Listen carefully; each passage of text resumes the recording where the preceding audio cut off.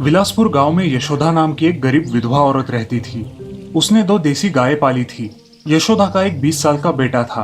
उसका नाम था जस्सी। हर रोज यशोदा जस्सी को सुबह सुबह उठाती और उसे गाय का दूध निकालना सिखाती। जस्सी, जस्सी उठो बेटा, सूरज निकल आया है। उठो जल्दी और गाय का दूध निकालो। मुझे दूध बेचने गांव में जाना है। इस प्रकार जस्सी रोज सुबह यशोदा के साथ गाय का दूध निकालता और फिर यशोदा घर घर जाके उसे बेचती। इन्हीं पैसों से उनका घर चलता था। एक दिन जस्सी ने यशोदा से पूछा, माँ, हमारे पास सिर्फ 2 गायें हैं। अगर ज्यादा होती तो हम ज्यादा पैसे कमा सकते थे। हाँ, तुम सही कह रहे हो बेटा, लेकिन क्या करें, इन गायों का दूध बेच के जो पैसा आता है उससे तो जैसे तैसे हमारा घर चलता है। अब और गाय खरीदने की हमारी हैसियत नहीं है। एक दिन यशोदा और जस्सी रोज की तरह गाय का दूध निकाल रहे थे, लेकिन एक गाय से एक बूंद भी दूध नहीं निकल रहा था। जस्सी, पता नहीं क्या हुआ है, कुछ दिनों से ये गाय दूध नहीं दे रही। जरा डॉक्टर को बुलाओ तो। डॉक्टर ने आके यशोदा के गाय की जांच की। यशोदा चाची, इस गाय की अब उम्र हो गई है, ये अब दूध नहीं देगी। बेहतर होगा आप इसे बेच दे। ठीक है डॉक्टर। माँ, क्या तुम हमारी गाय को सच में बेच दोगी? हाँ बेटा, तुमने सुना नहीं डॉक्टर ने क्या कहा? लेकिन माँ, इस गाय ने हमारी कितने सालों से सेवा की है। अब उसे ऐसे हालत में बेचना गलत है। क्या मैं इसकी देखभाल कर सकता हूँ? अच्छा ठीक है बेटा, तुम इसका ख्याल रखना। दिन बीत रहे थे। जस्सी बड़े प्यार से उस बूढ़ी गाय का ख्याल रखता था, लेकिन एक दिन अचानक दूध देने वाली दूसरी गाय मर गई और यशोदा पर संकट टूट पड़ा। हे भगवान, गरीब के साथ कैसा अन्याय कर रहे हो। अब हम अपना गुजारा कैसे करेंगे? माँ, अब क्या करें? देखो बेटा, अब हमें इस बूढ़ी गाय को बेचना ही होगा। दूसरा कोई विकल्प नहीं दिख रहा। इसे बेचकर जो पैसे आएंगे उससे हम कुछ व्यापार शुरू कर सकते हैं। नहीं माँ, नहीं। ये गाय हमारा इकलौता सहारा है, हमारे परिवार का हिस्सा है। हम इसे नहीं बेचेंगे। मैं कुछ नौकरी धंधा ढूंढ लूंगा, आप चिंता मत कीजिए। जस्सी ने दूसरे ही दिन से काम ढूंढना शुरू किया। एक धनवान आदमी के पास उसे गाय संभालने और दूध निकालने का काम मिल गया। जस्सी रोज उनकी गायों का दूध निकालता, बाजार में बेचता और पैसे मालिक को दे देता। लीजिए सेठ जी, आज के पैसे। मुझे मेरी तनख्वाह दे दीजिए, मैं निकलता हूँ। इस प्रकार जस्सी अपने परिवार की परवरिश करने लगा। एक दिन जब वो अपने घर की बूढ़ी गाय को घास डाल रहा था, तब उसे एक अजीब सी आवाज सुनाई दी। आवाज सुन के जस्सी डर गया और यहाँ वहाँ देखने लगा। देखो जस्सी, यहाँ देखो, जिसे तुम खाना खिला रहे हो मैं वही गाय हूँ। क्या? हाँ देखो, मैं एक जादुई गाय हूँ और तुम्हारी सेवा से संतुष्ट हुई हूँ। मैं तुम्हें रोज एक बूंद दूध दूंगी। वो बूंद तुम जिस पतीली या बर्तन में डालोगे वो बर्तन दूध से भर जाएगा। ये बात सुनकर जस्सी खुश हो गया। अगले दिन जस्सी ने गाय का एक बूंद दूध बड़ी सी पतीली में डाला। कुछ ही क्षण में वो बड़ी पतीली ताजे दूध से भर गई। ये देख यशोदा फूले नहीं समाई। बस उसी दिन से जस्सी गांव गांव जाके दूध बेचने लगा। धीरे धीरे उसका व्यापार बढ़ गया। उसने बहुत सारी गायें खरीदी और अब वो और यशोदा खुशी खुशी अपना जीवन व्यतीत करने लगे। दोस्तों, इस कहानी से हमें ये सीख मिलती है कि ईमानदारी और मेहनत हमें हमेशा अच्छे ही फल देती है।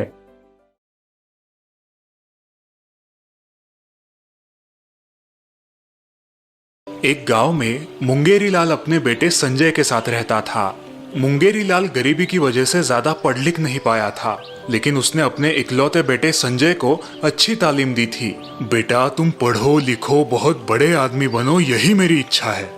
गांव में मुंगेरी लाल की आम की छोटी बाग थी और उसी पे उसका उदर निर्वाह चलता था। बेटा, आज हमारे साथ बाग में चलो, आज बहुत काम है।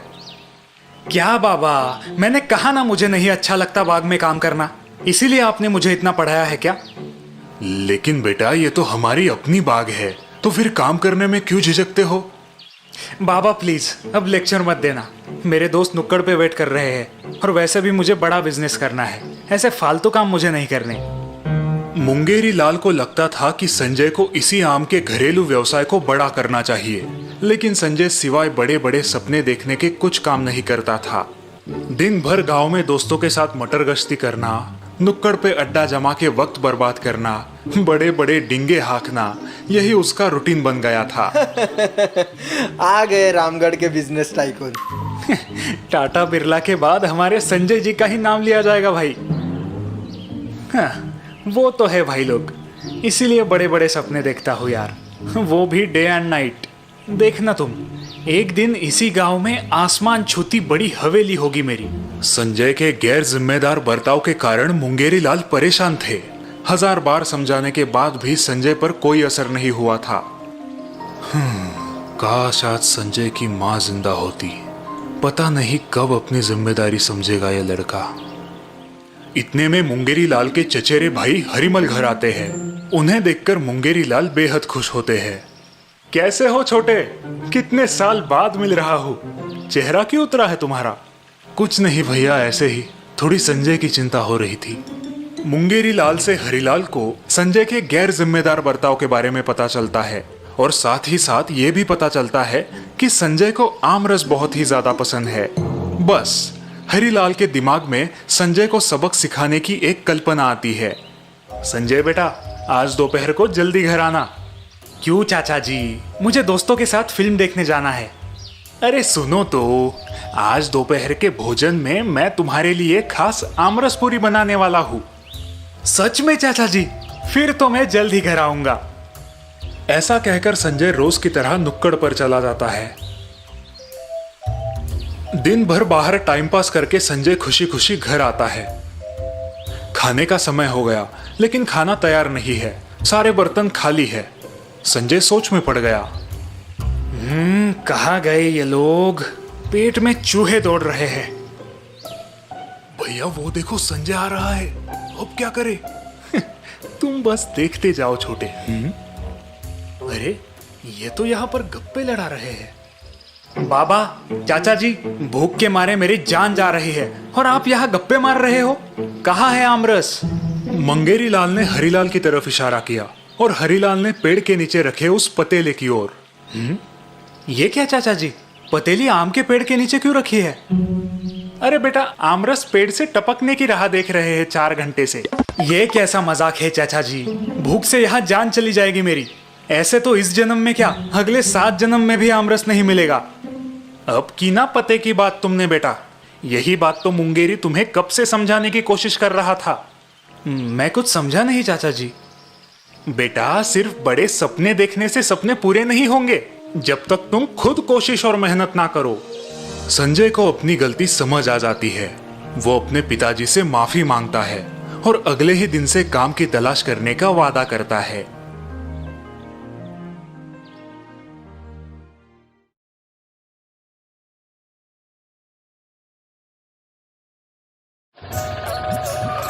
अरे अरे अरे, ये सब क्या लगा रखा है? हटो सामने से, दिख नहीं रहा? पप्पू पांडे आए हैं। वैसे ये पप्पू पांडे कौन है? हम हैं, और कौन?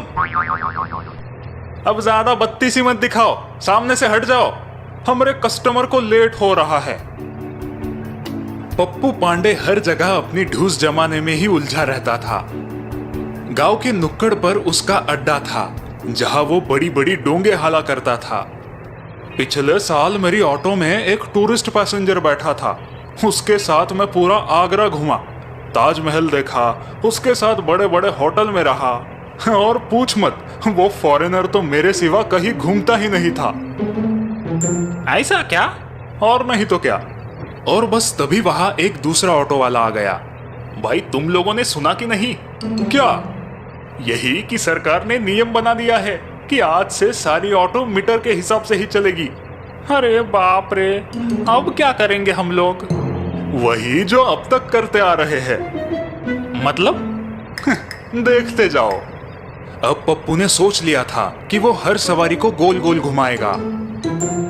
भाई, लक्ष्मी चौक चलोगे? जी मैडम। लेकिन मीटर से ना? हाँ मैडम, अब सब लोग मीटर से ही चलते हैं। वो सरकार का नियम है ना नया। थोड़ी दूर जाकर पप्पू ने राइट के बजाय लेफ्ट टर्न ले लिया। हमें तो राइट में जाना था ना? मैडम, वहाँ बहुत ट्रैफिक रहता है। आप फिक्र मत कीजिए, ये शॉर्टकट है। ठीक है। ऑटो को अच्छा खासा घुमाकर पप्पू लक्ष्मी चौक पहुंच ही गया। मैडम, 80 रुपए। लेकिन लक्ष्मी चौक के तो 50 ही होते हैं। वो तो हम लिया करते थे, पर अब सरकार का नियम है, मीटर के हिसाब से ही पैसे लिए जाए। उस औरत ने मीटर पर देखा और पप्पू को पैसे दे दिए।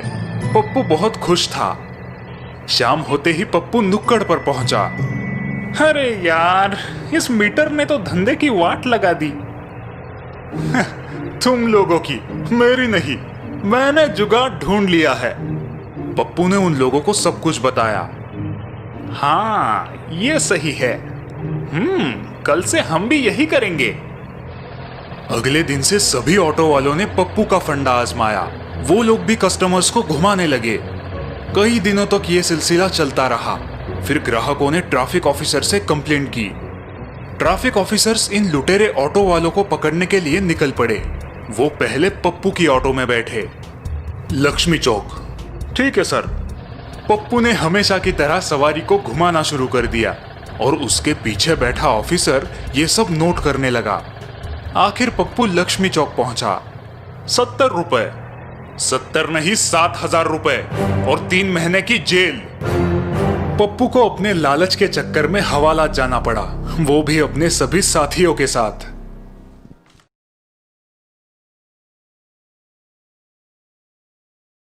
ये है पांडु हवालदार। पांडु बहुत ही लालची था।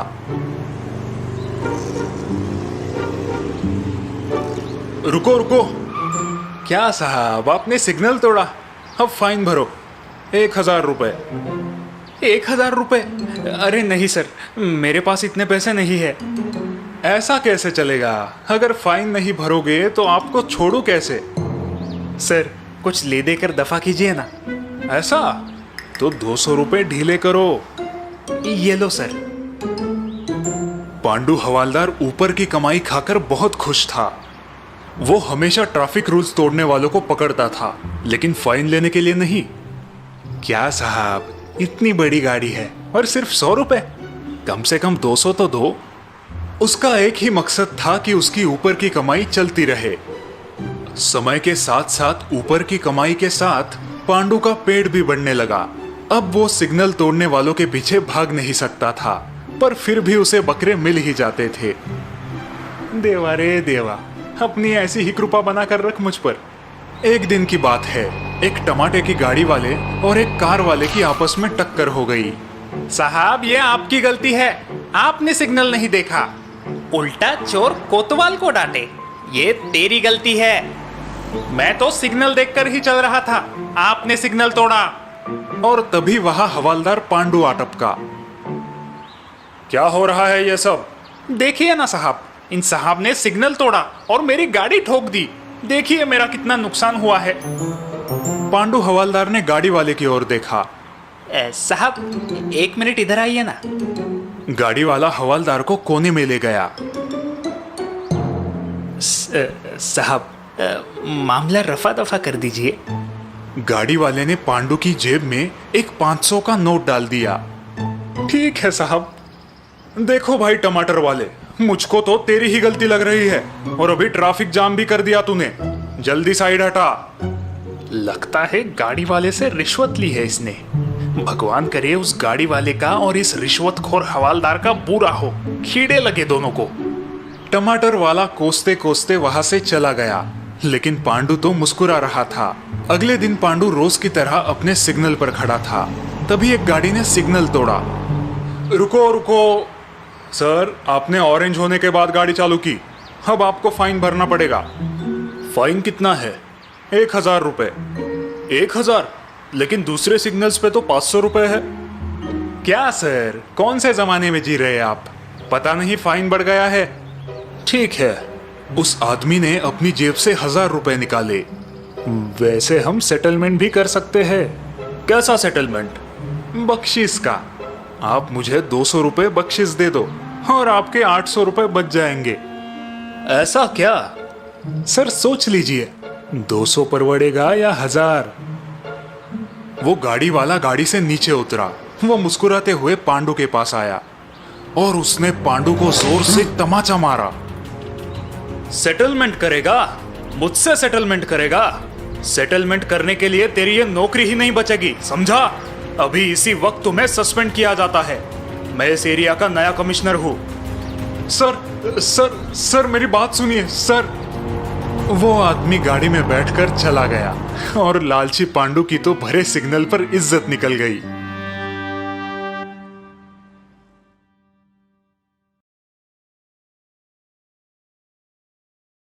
आइए आइए, भोला की मशहूर पानी पूरी खाइए, खट्टी मीठी तीखी। आइए आइए आइए, भोला की मशहूर। ये है भोला पानी पूरी वाला, जिसका गांव में एक पानी पूरी का ठेला है, जिसमें हमेशा यही विज्ञापन बजते रहता है। शाम के वक्त भोला के ठेले पर बहुत भीड़ रहती है। भैया मुझे तीखी, मुझे मीडियम और मुझे मीठी। भोला सभी ग्राहकों को उनकी इच्छा अनुसार पानी पूरी खिलाया करता था।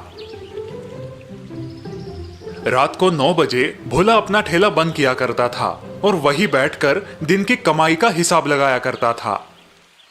आज बिकी 100 प्लेटें पानी पूरी, मतलब आज की कमाई हुई 1000 रुपए और खर्चा हुआ 300 रुपए। दिन ब दिन अपनी बढ़ती कमाई देखकर भोला बहुत खुश था। हर बीते दिन के साथ भोला का व्यापार बढ़ता ही जा रहा था।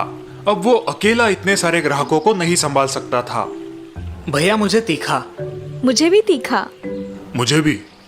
अब भोला को लगने लगा कि उसे कोई सहायक रख लेना चाहिए।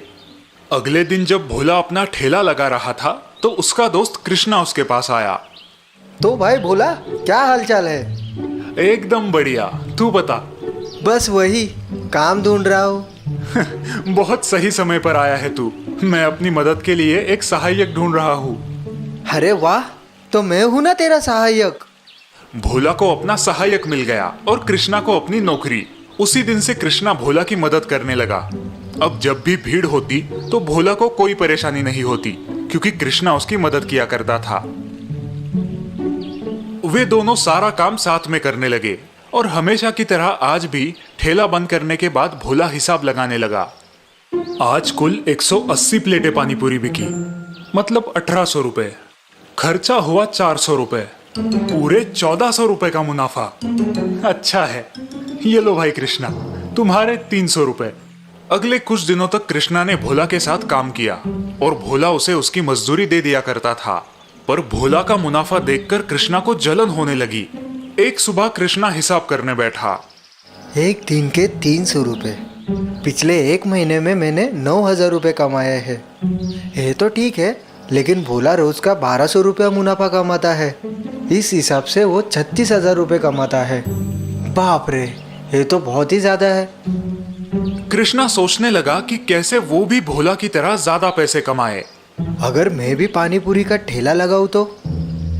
और बस तब से कृष्णा भोला के पीछे लग गया। भाई, ये ठेला लगाने में तो बहुत ज्यादा पैसे लगे होंगे ना? तुमने इतने सारे पैसे कहाँ से लाए? ज्यादा नहीं, बस 3000 लगे थे और उसके लिए मैंने अपनी माँ के कंगन गिरवी रखे थे। भोला कृष्णा को अपना दोस्त समझकर सब कुछ बताता रहा। अगले दिन, भाई मैं सोच रहा हूँ अगर तुम मुझे सामान कहाँ मिलता है ये बता देते तो रोज मैं सामान ले आता, तुम्हारा भार कम हो जाता। हाँ क्यों नहीं कृष्णा। भोला को कृष्णा पर पूरा विश्वास था।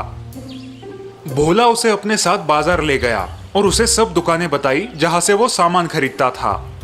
कुछ दिन बाद, अब मुझे हर चीज पता है और मेरे पास पैसे भी है। यही सही समय है अपना ठेला डालने का।